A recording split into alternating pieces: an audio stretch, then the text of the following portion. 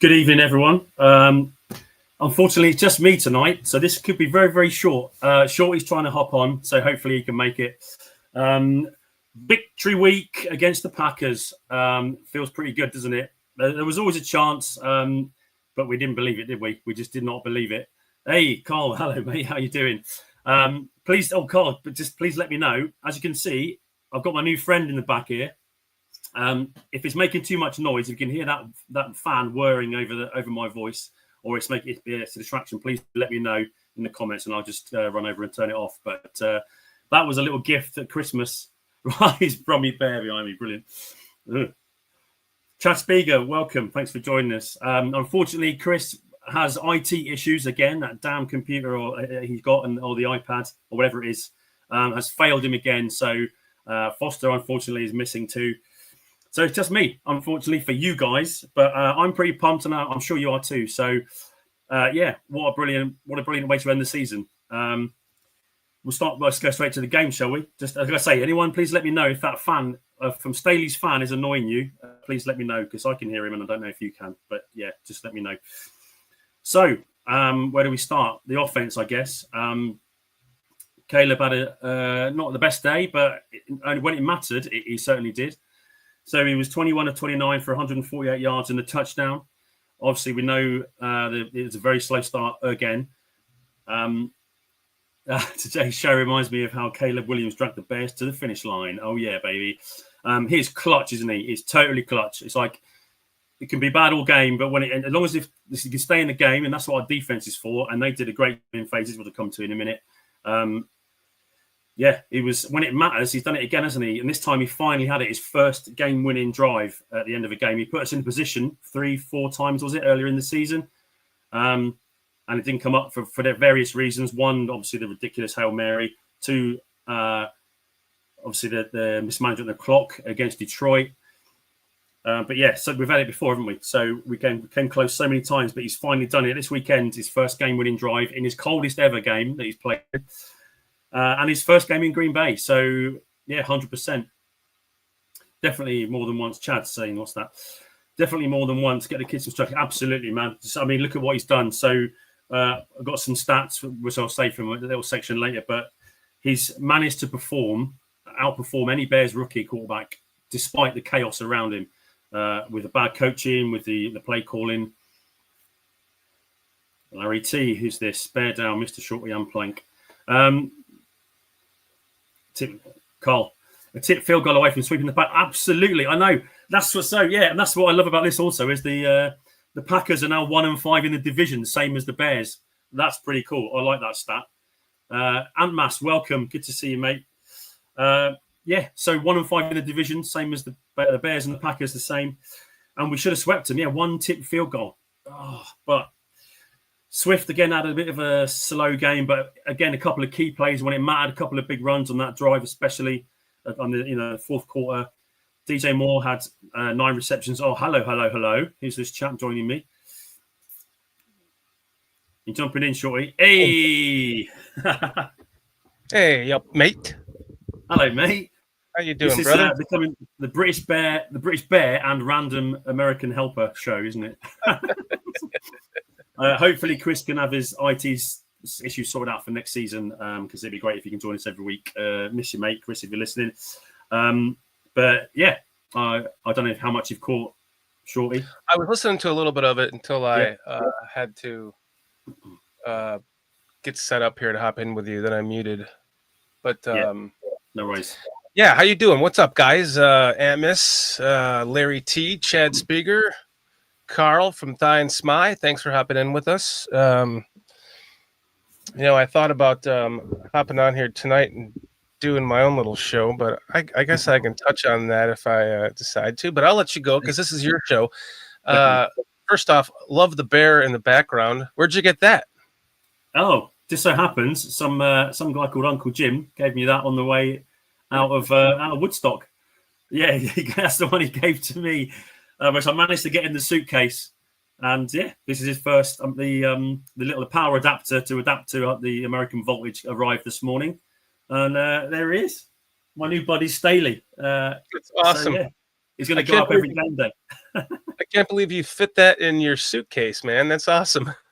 I took it. Well, he wasn't inflated, obviously, but Right. I'd have to buy him a seat, wouldn't I?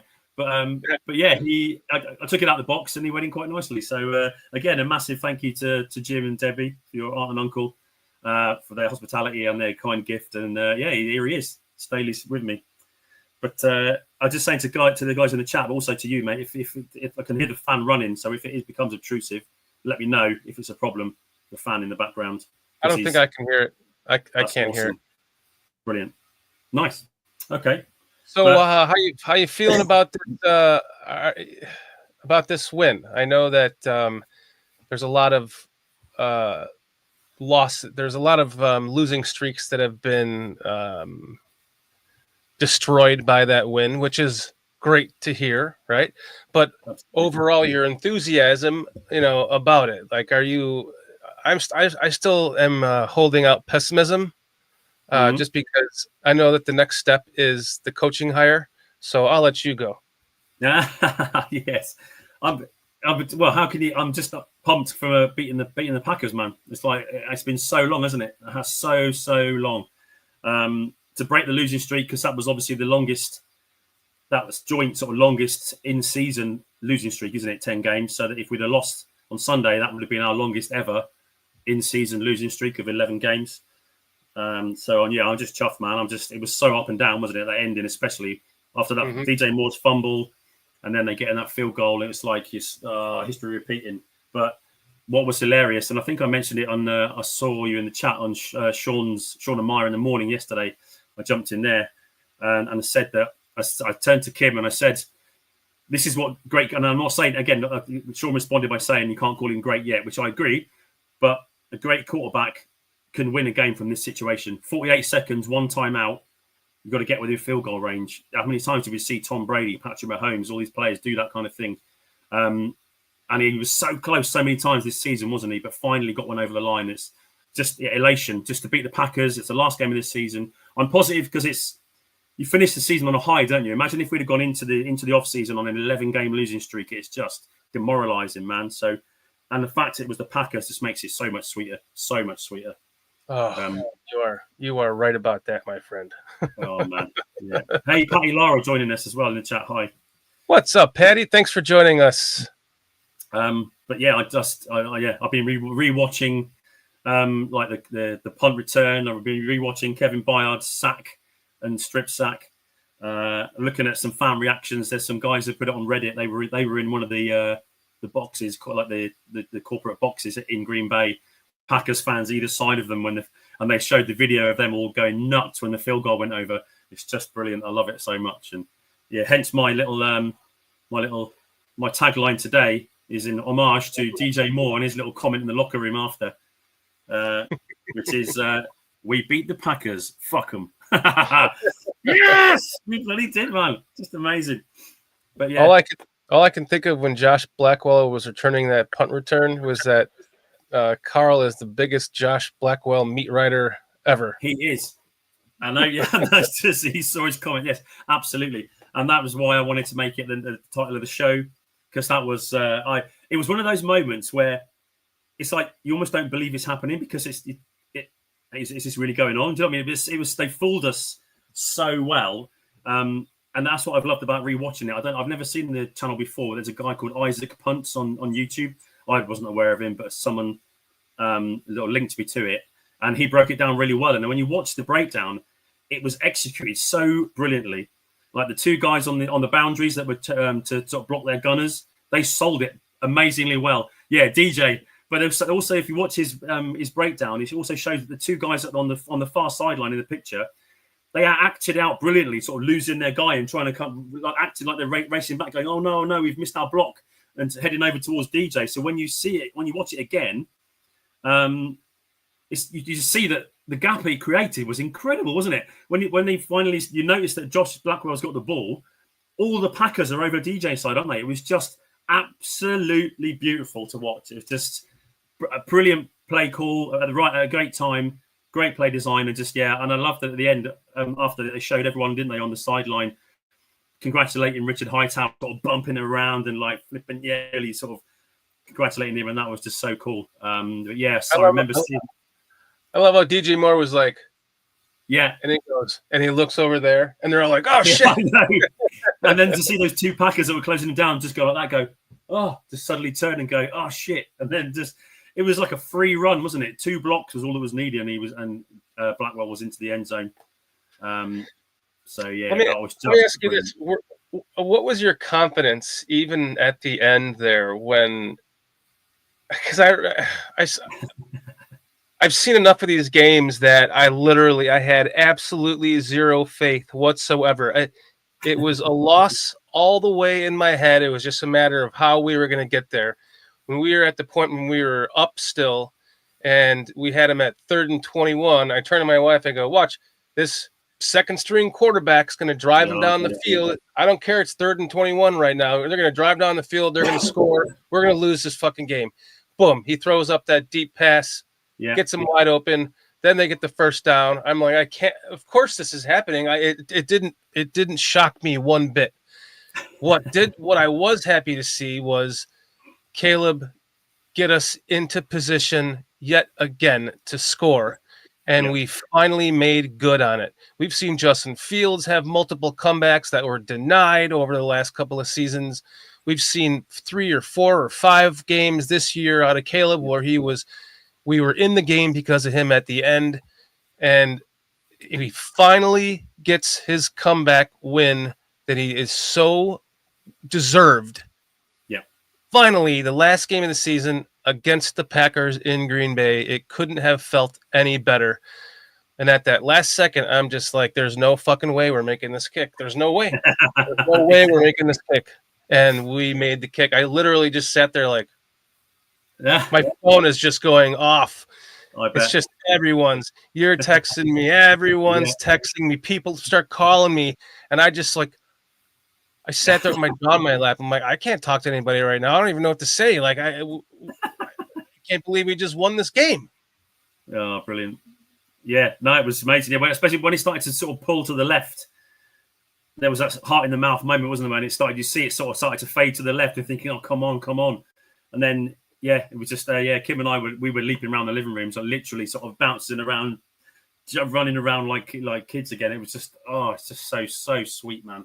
Just like, sounds like we made another Bears fan on your visit, huh? Do you reckon? Yeah, she's got her gear now. She was wearing her Bears football hoodie, and So yeah, I heard you at the Seahawks game explaining to her what's going on, like kind of teaching her football, and she was getting into it, which is pretty cool to see. Yeah, it's brilliant. She's really patient with me. She's got into the cricket as well, which is my job with you next. Because that's why I still believe in sport. I always believe in sporting miracles. And some of the stuff I've seen with cricket, when it's just been incredible. Like, and while there's still a chance, no matter how slim. It's why we love sport, mate, isn't it? It's why we love sport, because sometimes the unlikely stuff happens. Sometimes a miracle happens, and we just saw it. So, it was. Yeah, she loved it. She gets really excited now, which is a good thing, because obviously I'm bloody obsessed with it. So, a pain in the ass if she was really upset with me every Sunday when I'm watching football. But she put up with coming out all the way to Chicago for Christmas and not seeing her family, and but it was great to hang out with you guys, and we had an amazing time. So, but yeah, she's I think she's fully bought in now. I think we've got another fan. Sounds like it. Yeah, we were proper leaping around, screaming and flipping, high-fiving and all sorts. But yeah, I just that was so sweet, man. I just love it. I still can't believe we beat the Packers. It felt like it was never going to happen again. It really did. Well, like I said to you before, we were just watching when you messaged me to say that this show was set up on here, and I was saying we were just watching the Thursday show, because obviously I mentioned about our trip and what happened and everything that went on with us. And so we started watching that. And then we got to the point where you were saying, I have no confidence. This is just, we're going to get destroyed. So it's just really funny. The ball bounced our way. It bounced our way. You got the fumble recovery. Yeah.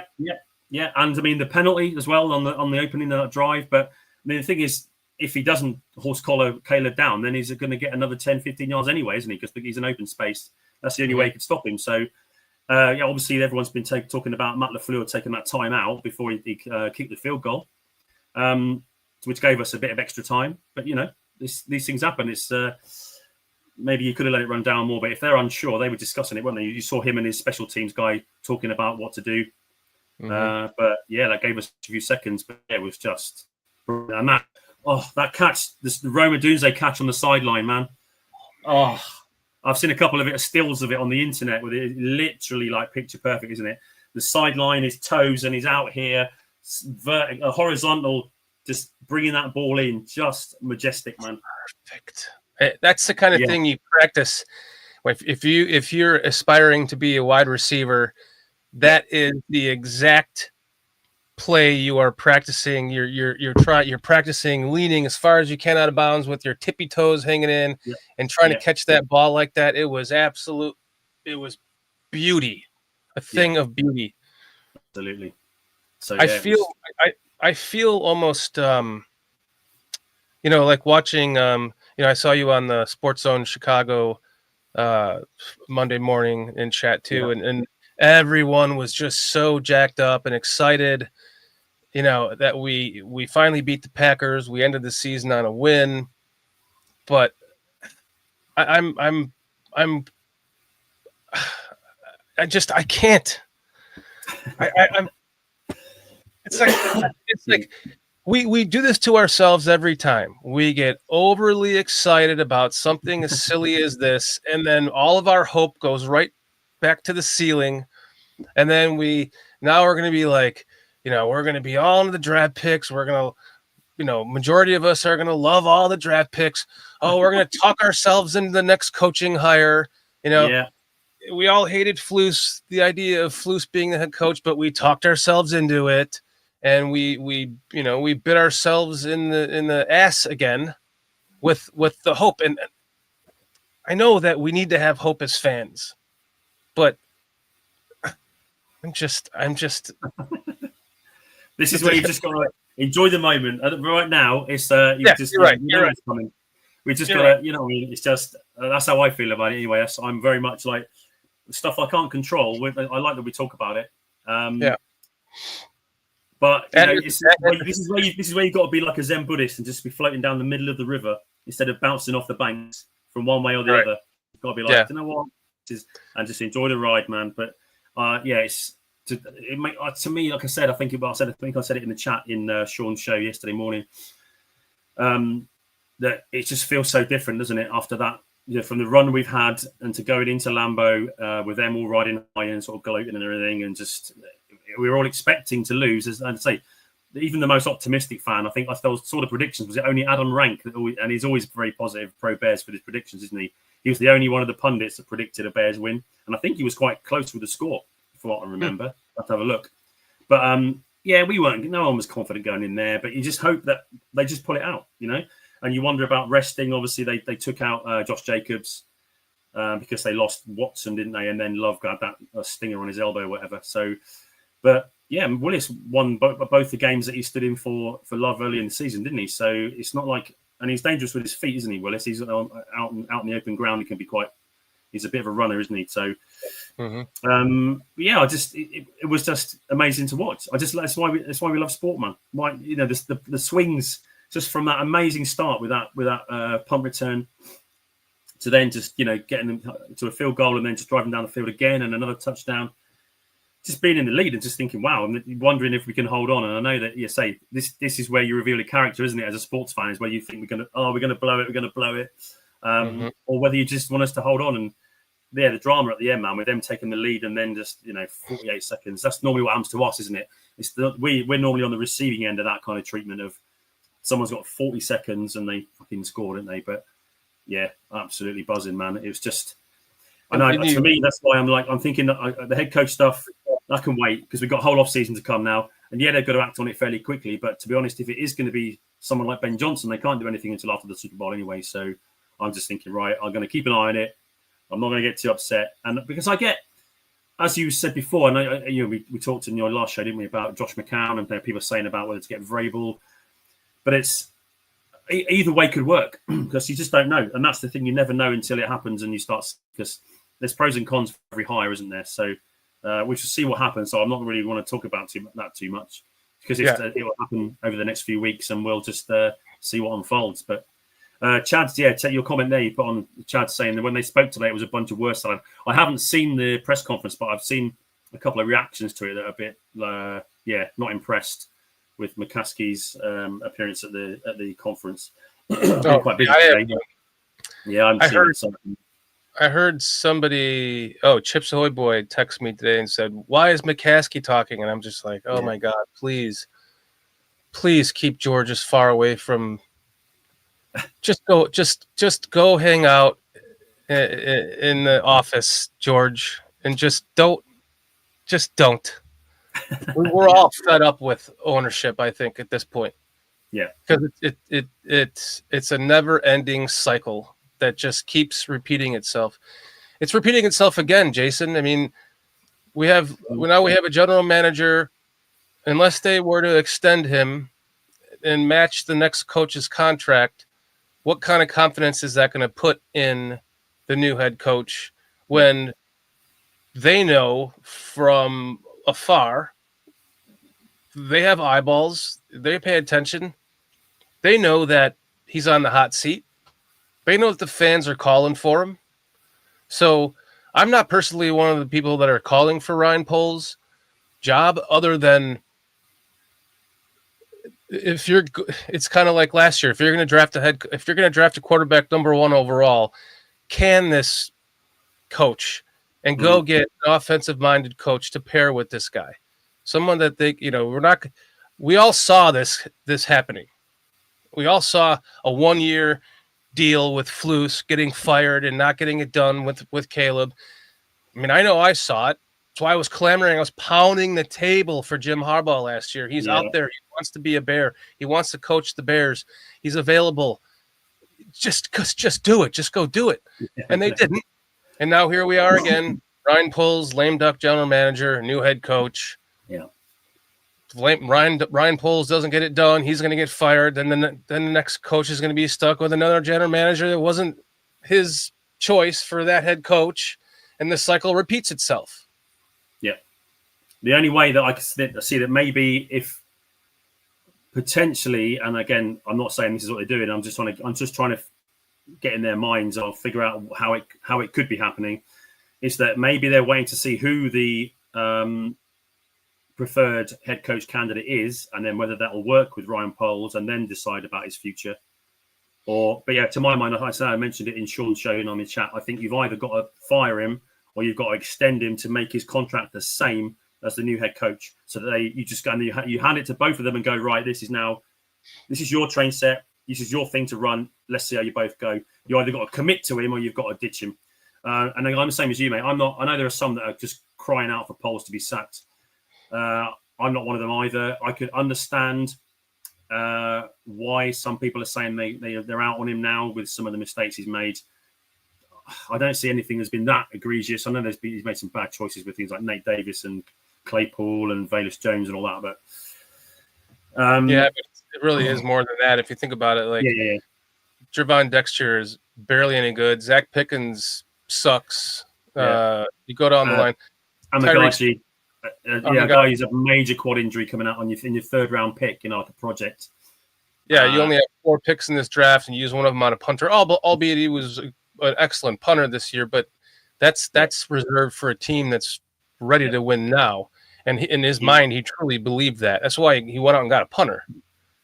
And that is offensible. I'm not sure if it's a fireable offense, but when you start adding up all the picks, which we've done before on this show, not on this show, but on our Thursday show. Really, how many of them are all that good? Stevenson, Kyler Gordon, Brisker can't stay healthy. Javon Dexter's okay. Maybe with a pig next to him, he'll be better. But he's not the prototypical 4-3 tech that we're used to seeing. He's not quick enough. Really, what his offensive line hasn't drafted any. He drafted Wright. Wright's okay. He drafted. It's all later rounds, isn't it? It's all been later rounds. June, but yeah. You can't expect a 5th round pick left tackle to be your starting left tackle, and I mean, unless you're the 90s Cowboys, you probably can, but, we're not in that position. It's going to be interesting to see what happens this offseason. Is he going to trade down? He's going to try to acquire more picks. How many picks is he going to use on offensive line? Is he going to sign the right guys in free agency? Like the 2006 team, they went out and got what's his name, the left tackle. The 2006 team left tackle, big white dude. I want to say Tate or something like that. He was a good free agent pickup. So was it happens, is my point. You can find John Tate, thank you. John Tate, yeah. You can find offensive linemen in free agency. It's they're going to have to. Yeah. No team gives them up easily, do they? But I mean, the one with Trey Smith from the Chiefs, the fact that they've obviously already spent a ton of money on their offensive line, haven't they? So they may not be willing to spend another, $20 million contract. But I think, this is like make or break, isn't it? It's clearly obvious that when you build a team, you fill in the weaknesses, don't you? And now our weakness is clearly the offensive line. I know that there's that discussion about actually, no, they're not that bad. But I know they're grayed out well according to PFF, all these other things. But it's the eye test, isn't it? And I know that we actually did quite well on Sunday. They only had one sack against the Packers. It was early on, wasn't it, on the first drive? But there was still quite a bit of pressure. So it clearly needs to be improved, doesn't it? So that's clearly where we need to go. And I kind of expect he's either going to trade down out of the first round pick and to go offensive line, but then there's no one else in that range, is there? I think you've got to take an edge rusher. You're going to have to take an edge rusher, or maybe there's who's that one that plays tackle or guard? I can't remember. I saw it anyway on one of the projections for the draft, but it's clearly where we need to go. Another thing about this draft is it's not as deep of a draft for offensive linemen like it was last year. No.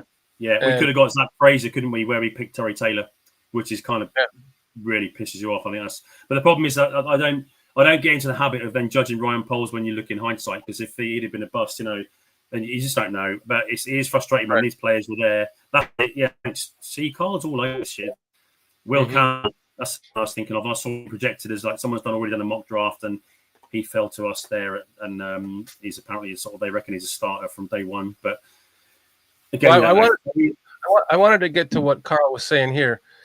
Mm-hmm. Here are the people who will be involved in the interview process to find the next Bears head coach: Ryan Poles, Kevin Warren, George McCaskey, Jeff King. Who the hell is that? Matt Feinstein? Consultant. Liz Geist. You need to take every single person off that list but Ryan Poles. Yeah. Ryan Poles is the general manager. Let Ryan Poles go get the head coach. This is all on his ass.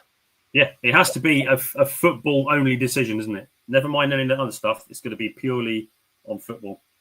If it doesn't matter if every single one of these people that are on that list is involved in the next head coach hire. If that next head coach is an Eberflus disaster in the making, who's going to take the fall for it? Liz Geist, Matt Feinstein, Jeff King, George McCaskey, Kevin Warren? No. None of them. Ryan Poles will lose his job because of it. So let him go out and do his fucking job. And if you can't do it, you get rid of him. Yeah.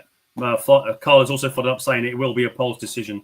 So if that's what they've said, then that's how it should be, isn't it? Because it's his job that's on the line, isn't it? So I just wonder why you need everybody else. What does George McCaskey know? He's just a fan. What does Kevin Warren?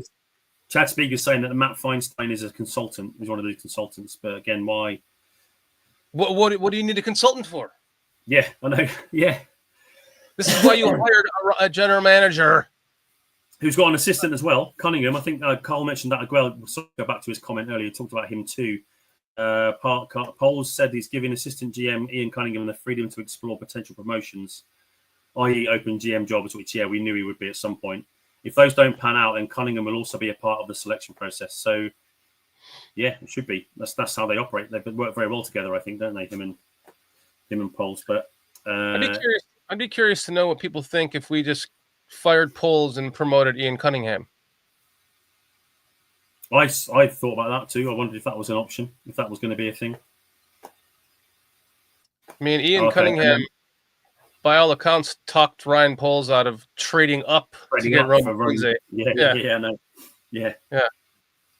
He said, Carl says, George closes his presser by saying Bill Polian would only be involved if Ryan Poles wants him to be. Well, I haven't watched that yet. At least he could say he's not being forced on him. He's not saying he will be, regardless. Yeah. But yeah. I cringe at the thought of hearing George McCaskey speak about this season. I really do. I'll go watch it, but man. Yeah, I will too. But yeah. Bill Polian, stay the fuck away from my team, Bill Polian. Yeah. He was already involved in the last coaching hire, and look what that got us. Yeah, exactly. But anyway, yeah, I'm gonna park that. I'm gonna park Tony Moy and Artur as well. Has just joined us in the chat. Welcome, fellas. Soup Campbell got fired, Tony. Yeah, he got fired. Remember that?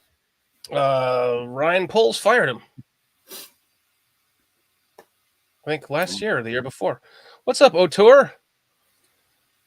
If Ian Cunningham gets a job elsewhere, I think he'll get a compensation. Yeah, I think we get two third-round picks. Two third-round picks if he gets a GM job somewhere. That's right, yeah. Oh, that was a joke, Tony. I got you. Larry T saying, what do we really know about Ian Cunningham's draft record? He could still depend on the same idiot scouts who drafted Velus Jones and Dom Robinson. That's true. Yeah. Yes. Hey ho. Anyway, I'll quickly just go back to. I did take some notes, a bit of research as I normally do. This is sliding into one of your Thursday night just general chit chats, mate. That's why you end up going for 3.5 hours. Chris and I keep it sharp here on the British Bears podcast. So we will just quickly. I just wanted to recap the game, just very quickly, a brief one. Obviously, we know it was our first win against Green Bay since December 2018, man, which seems like such a long time ago, doesn't it? Yeah. DJ had a great day, 9 receptions, 86 yards. Wait a second. Do we need this? Go ahead.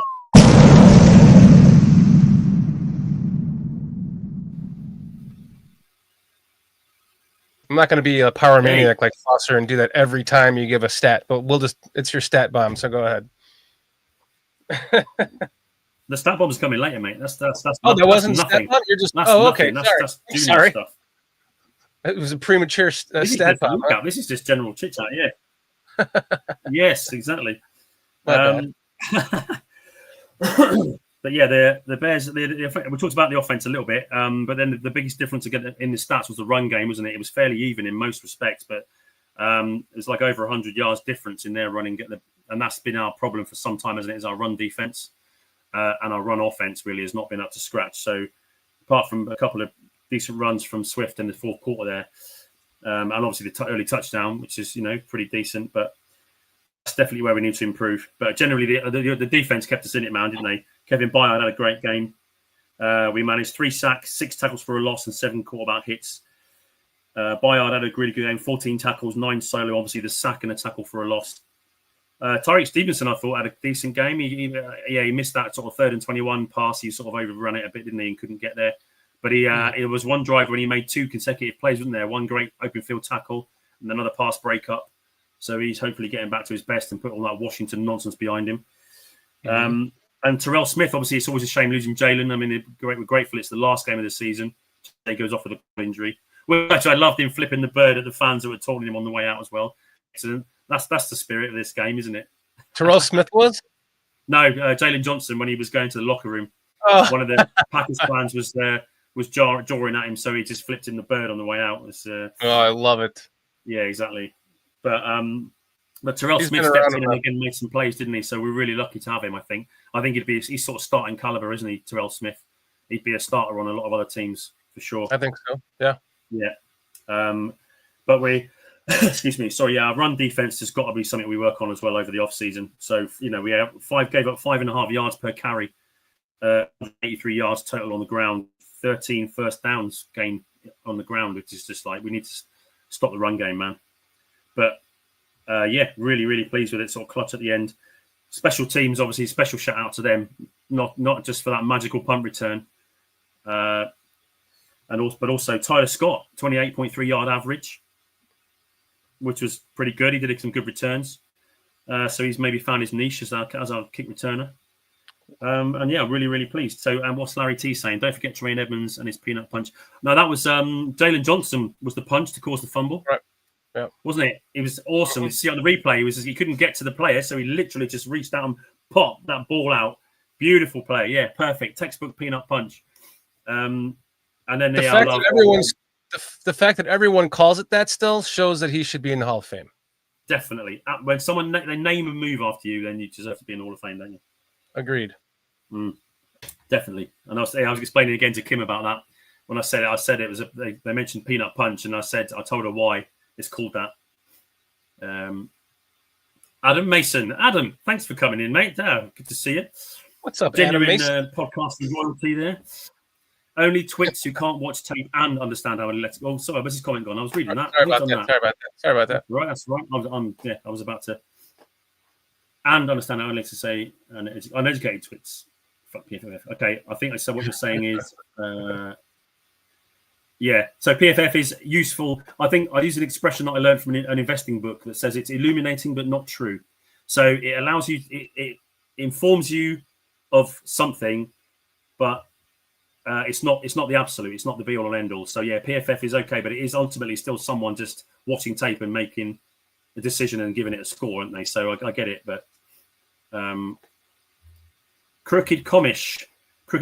Oh, sorry, yeah, Commish. Thanks for joining us in the chat as well. Best part was that Green Bay was trying to win and the players were pissed about losing. Yeah, absolutely. There's no way they didn't want to win that game.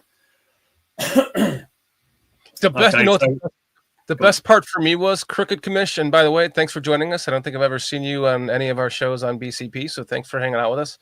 The best part was watching all those arrogant fucking fans cheering and smiling and just so excited because they know in the back of their minds they never lose to the Bears, and they just knew they had us right where they wanted us. They scored, they drove down, scored, and they're all cheering, all excited, and then just to watch that go from here to there, and all their faces just like poetry.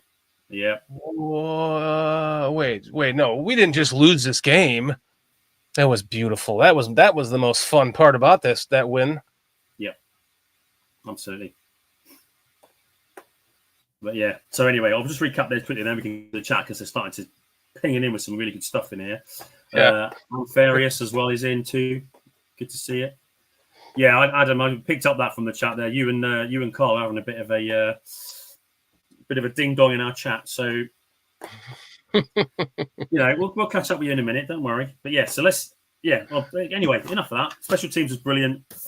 Shout out to Richard Hightower for calling that play, designing it, and just using it at the right time and it working to perfection.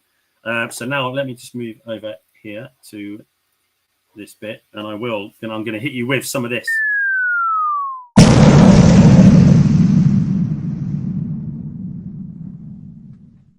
There you go. Cool. So there's a lot of stuff to cover from this final game of the season, obviously, to wrap up a few bits and bobs. So probably most people saw it at the on the coverage. This is the first time since September the 4th, 1994, that a team is leading at the end of the first quarter whilst having negative total yards on the field. So we managed to produce -4 yards of play in the first quarter to Green Bay's 87, and we were winning 7-3, weren't we? So that's the first time since 94 that's happened. Thomas Brown managed to get a win against Green Bay, obviously, as the interim head coach. And with that means that Matt Eberflus is now the only head coach of the Bears in Bears history to never beat Green Bay. So well done him. Yes, I know. Wow. Yep. Caleb Williams, let's talk about that chap. He's not bad, is he? So, as we know, we've been following the yardage situation. He's now got he threw for the 5th most passing yards in a season in Bears history by any quarterback ever, rookie or otherwise. So the 5th most passing yards from a Bears quarterback ever, and that's with 6 games being below 150 yards passing. So he's the guy, isn't he? I think we've got a quarterback. So, but if you include his rushing and if you include rushing receiving yards, so total yards provided by that player for any Bears quarterback, it was the most by any Bears quarterback in history when you include his yards on the ground as well. So he produced the most yards by any quarterback in Bears history when you include his run into. And it's also the first, I think you mentioned this before in Sean's show, he's the first Bears quarterback to start every game since 2009. So, and that, considering he's been battered, he's been sacked so many times, it shows a bit of resilience. But obviously, we don't want that happening all the time, clearly, because at some point, if he keeps getting hit, he's going to get hurt. But the Bears quarterback to start every game since 2009. One other thing we talked about Tevin Jenkins. Obviously, there's been that discussion about his contract, and I think I can't see him being signed unless it's like a super team friendly deal. But according to Brad Biggs, Tevin Jenkins had 738 offensive snaps this season, which is a career high for him, but that is still less than 65% of our offensive plays. So, I think his fitness history, his health history is probably what's going to cost him a contract here. First road on Sunday. Sorry, mate. Tevin Jenkins? Yes. Yeah. Okay. Yeah. 65%, still less than 65% of the offensive plays he managed, and that was career high, some number of snaps for us. But yeah, that's what we mentioned this before, as when we were in our losing streak. That this was our first road win on a Sunday since December 2021. So even lose, got your commish. First road win on a Sunday since 2021, December. We also, a great stat, I like this. That Sunday was Matt LaFleur's 100th game in charge of the Packers. And at Lambeau Field, he lost to the Bears. And it was his first loss to the Bears ever in his 100th game in charge of the team at Lambeau. Wow. So, wow, yes. That's true too, yeah. Nice, sweet. Yeah. Finally beat that defeated streak. Yeah. Cairo Santos, he hit his 8th field goal of 50 or more yards this season, which is a franchise record for a single season for the Bears. So shout out to him. Wow. DJ Moore got 98 receptions on the season, which is a career high for him, beating his 96 of last year. And then also, as we know, I think they mentioned it in the coverage, and this is my last one for the stat bomb, is that was our first punt return touchdown since 2021.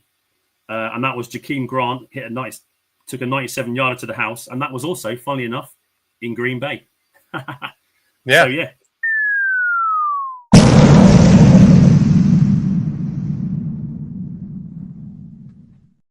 Wow. Some fun stuff went on Sunday.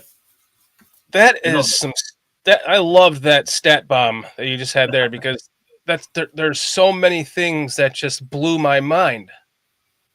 I mean, everything that you just said is kind of hard to believe.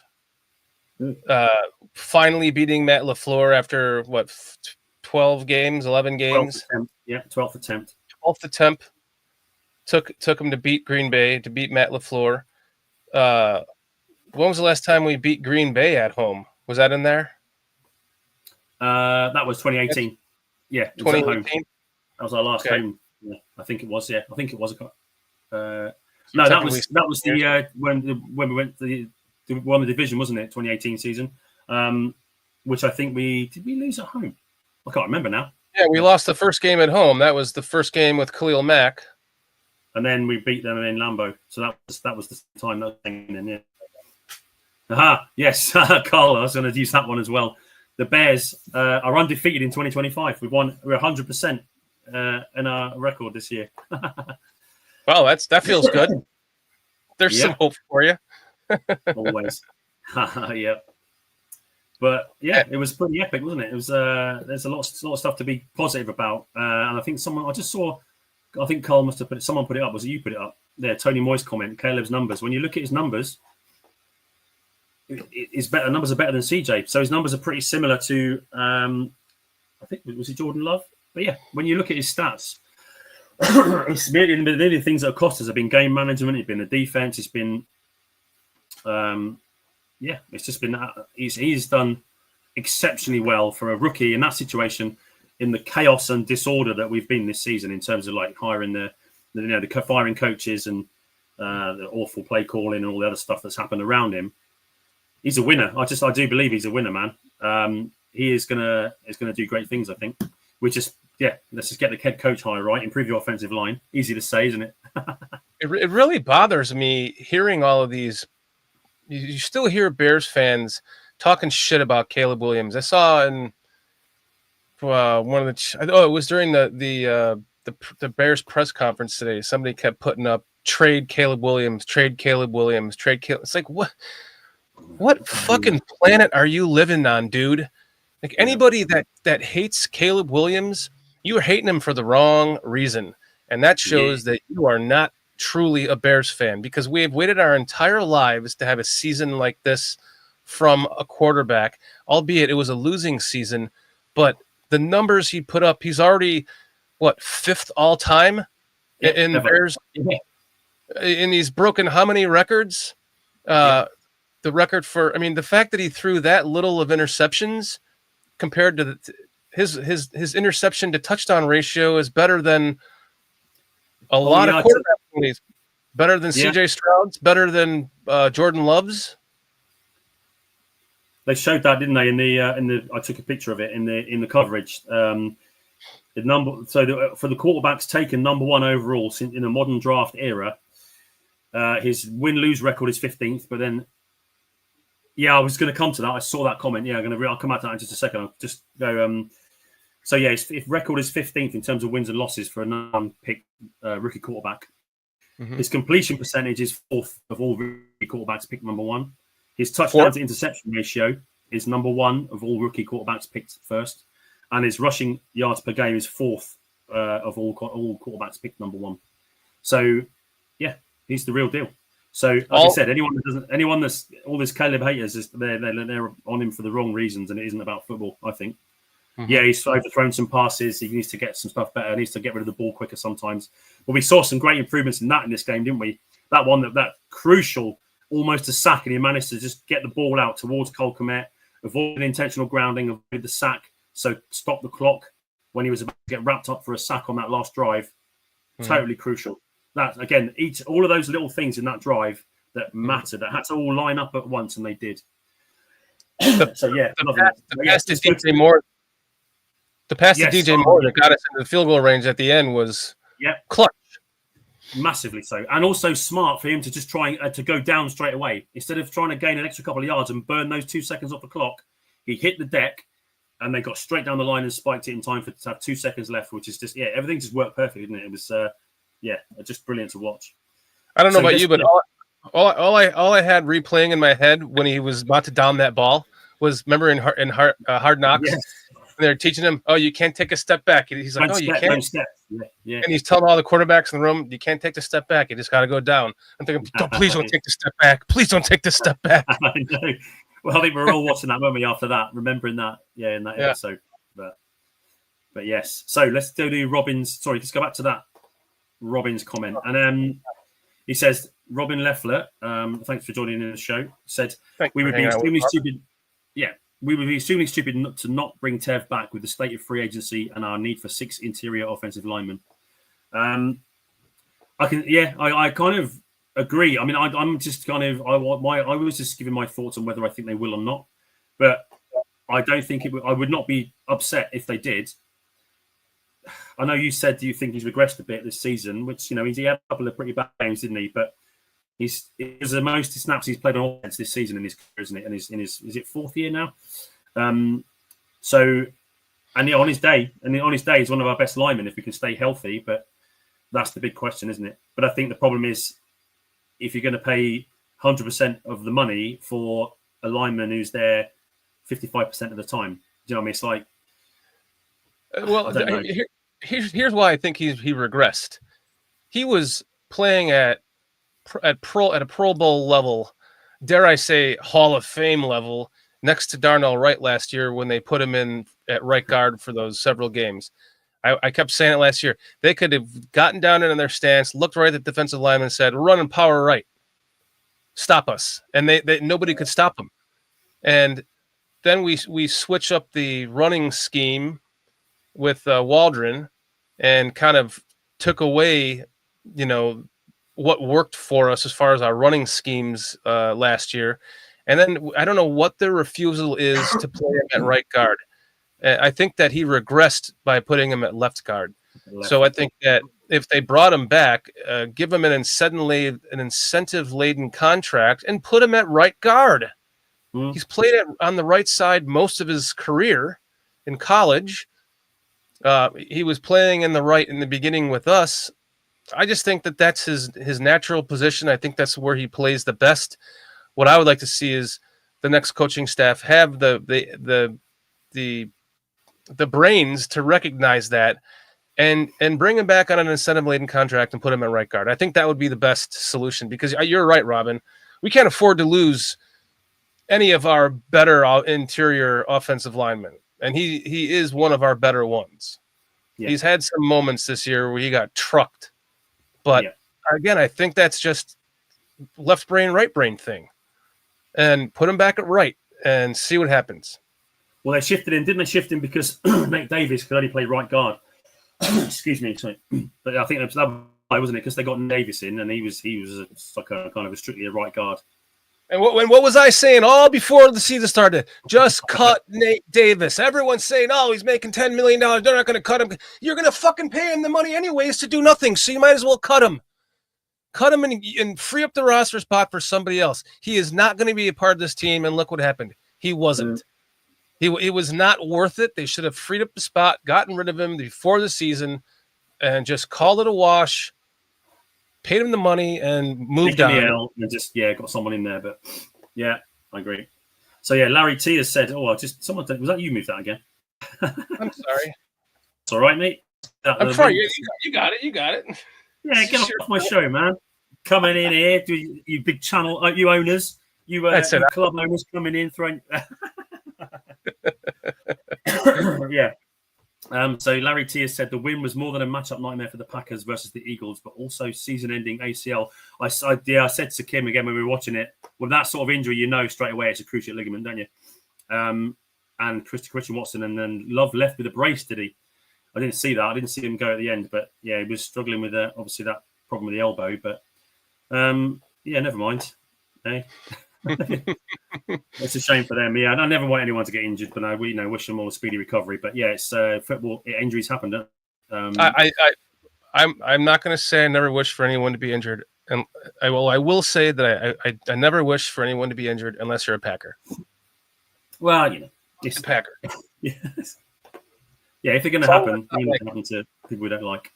Yeah, as long as it's not like death. As long as if it's career ending, that's fine. Harsh, man. You're a brutal man. All right, what's this one? Chat's blowing up today, man. Chat's blowing up. Fartman's in here. What's up, Fartman? Oh, Fartman's into it. Is it? Excellent. Leroy Green, I haven't seen before. Joining. Yeah, bringing out with us, Leroy. O'Toole says the oddest part about Chicago fans that don't like Caleb is what they say he can't do is typically his best traits and has done all year, and have no idea what his soft spots are. Well said. I like this Lions fan. I really hope I really hope you guys do go win it all, O'Toole. I'm sorry, I'm controlling your chat again. Well, mate, you just can't help yourself, can you? It's like, a power trip. Brummy Bear's showing up. What's up, Brummy Bear? Oh, Brummy Bear's in the house. Brilliant. Another British bear. Oh, no, I didn't know you were on this evening. Yeah, I know. We've been a bit erratic, Brummy Bear. I do apologise for that. We've had some issues with IT and other stuff and various bits and bobs. See, there's something to be said for consistency, right? Yeah, absolutely. So, yeah, Carl says to Brummy Bear, do you like Jason's statue of you in the background? And that's you, apparently. Yeah. So yeah, Brummy Bear, if you ever want to jump on the show, man, it'd be good to have another British Bears fan just chatting with us. Yeah, especially if Chris can't make it, we can have a backup with you, Brummy Bear. Yeah. Excuse me, sorry, I'm still it's bloody cold. I'm still dealing with your British flu. Well, we like to caring is sharing, as they say, isn't it? Or something like that. But yeah, we've got an extra special. Yeah. Oh, bro, hey, he's coming.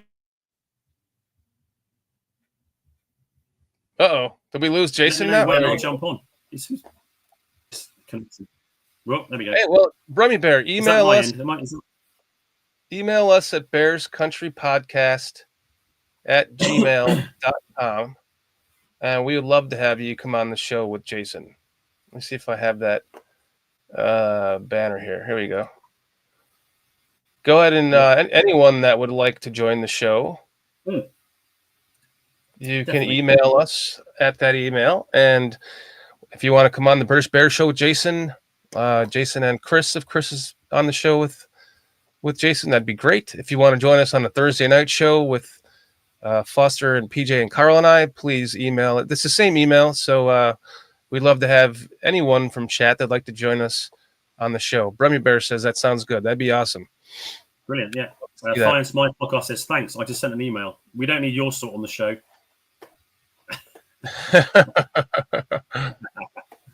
Vernon Roseman's in chat. What's up, Vernon? Hey, Vernon.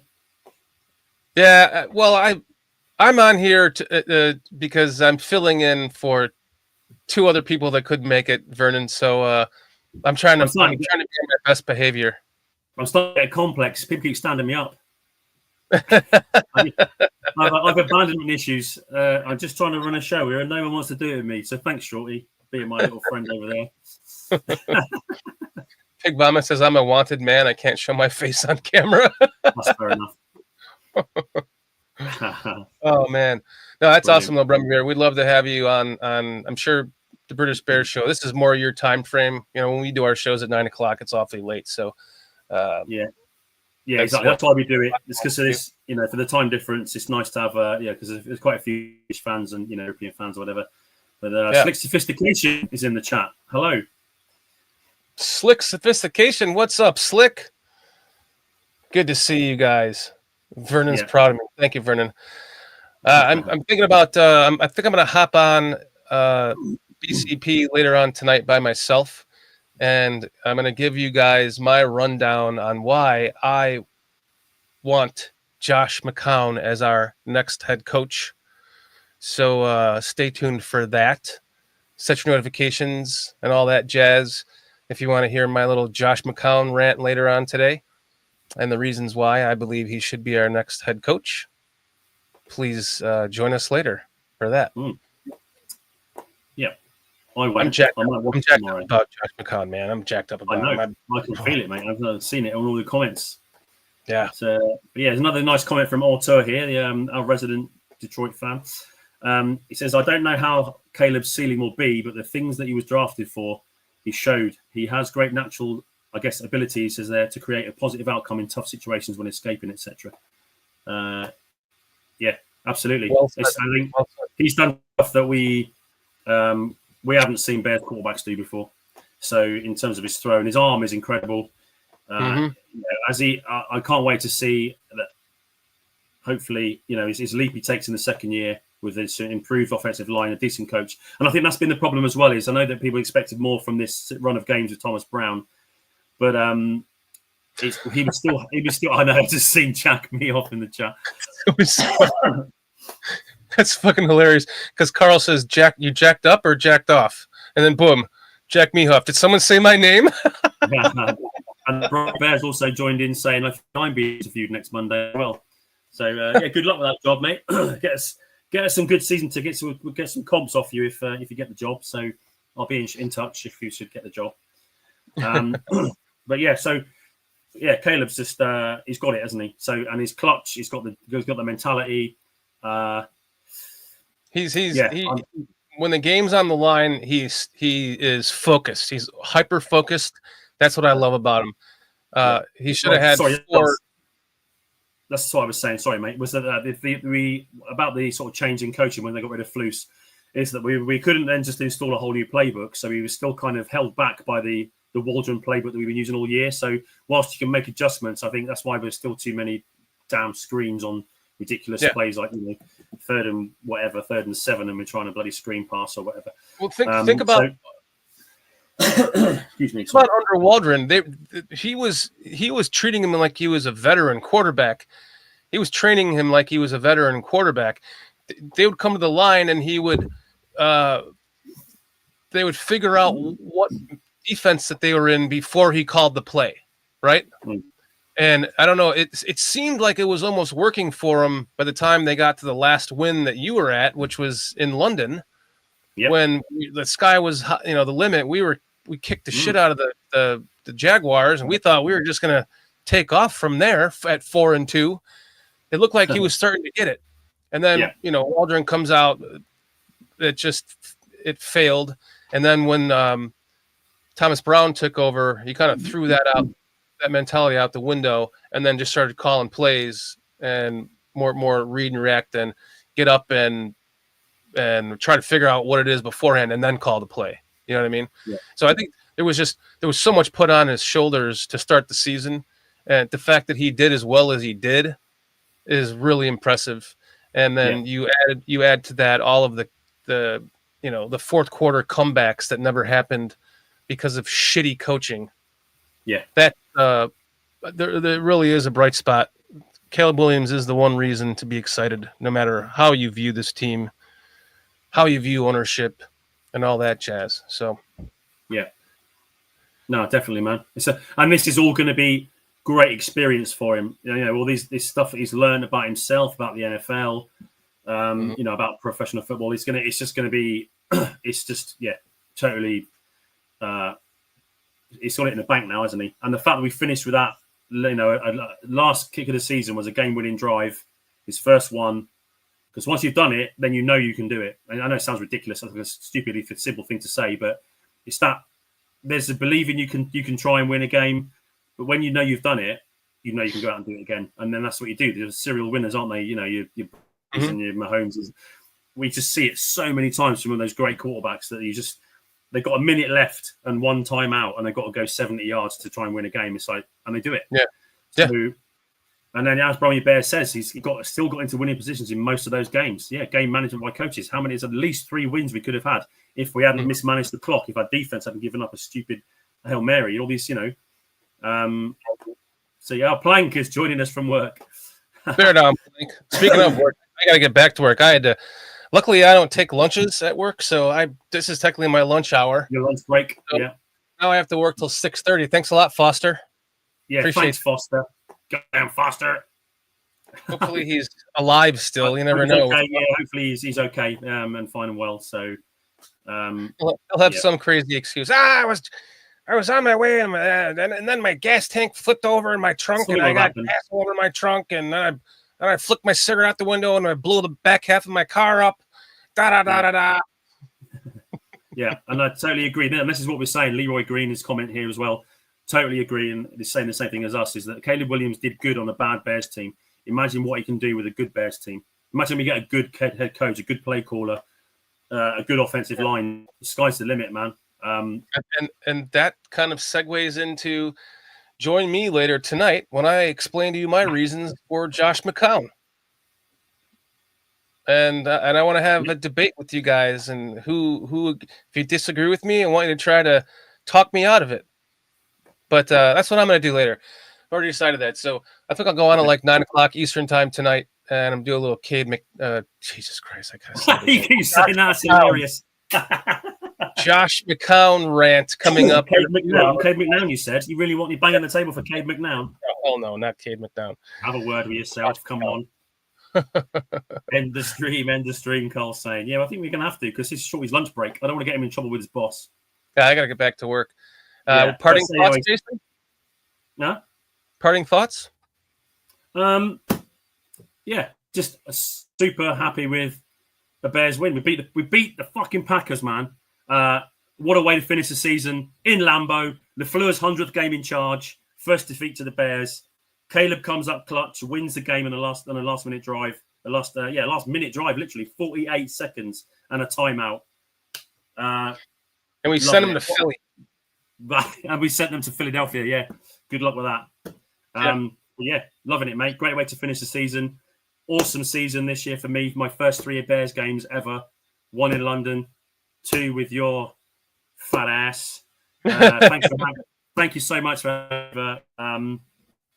Thanks for coming out, man. It was just friends for life, mate. So hopefully you can join me later in the year for you can come over for my special day, and we'll see how that goes. For anyone that doesn't know, he also asked his girlfriend to marry him while they were in Chicago. So now they have their date set. So see if I can try to fly out there for your wedding. That would be. I'm honored that you invited us. My wife wouldn't be able to make it because of our dogs, but if I can make it, I'll be there, my friend, for sure. That'll be brilliant. Look forward to it. But yeah, thanks again to you, Shorty, for letting us do the show on your channel, and thanks for stepping in now at short notice on your lunch break, because Chris has IT issues and Foster is missing in action. We have to say we hope he's okay. Let me know when you hear from him. And thank you so much to everyone in the chat. Yeah, Bromley Bear, good to see you, mate. Just send that email if you want to join us. It'd be great to chat with other Bears fans. And please do. Yeah, definitely, because that's what we're here for. Because it's the time difference with Chicago just means that all us British fans and European fans, whatever, can sort of chat Bears at a reasonable hour. Instead Not of 3 a.m. afterwards, instead of start. So yeah, thanks to you, Shorty. Thanks everyone on the channel. Thank you to everyone in chat for joining us. It was great to hear your views and making the channel what it is. Over to you, mate, to shut it down. And thank you, Jason. Thank you for doing this on BCP. We appreciate you. We appreciate all you guys in chat. You guys are awesome. Again, you're the reason why we do this. So thank you so much. If you want to hear my just say it again. My Josh McCown rant tonight. But why I think Josh McCown should be our next head coach. Join me at 9 p.m. Eastern time. I'll get that set up after work tonight. You guys have a great rest of your day. We'll see you later. Jason, much love to you. We'll see you soon, my friend. Yeah, take care, mate. We'll see you soon when we do another show. We'll do some random ones in the off season when something happens. We don't do weekly ones like you guys do. Is this your last show then until... It'll be the last show until we have some meaningful action. So perhaps a head coach hire or any big news. We don't tend to do one every week because there's nothing else to cover that you guys don't mention on a Thursday. So we do one weekly during the season when we can, and then what we'll do is in the off season we'll just do it as and when, and hop in with you guys. But take care of yourself, mate. Good to see you as always. Too, and we'll see you guys see you on the next one. Yeah. Okay. Bye, guys. We'll finish with the Go ahead. You can still talk. Yeah. Okay. What, do you want to finish with the 1, 2, 3 Bears? Oh, yeah. Hold on. Okay. A 1, a 2, a 3. Bears.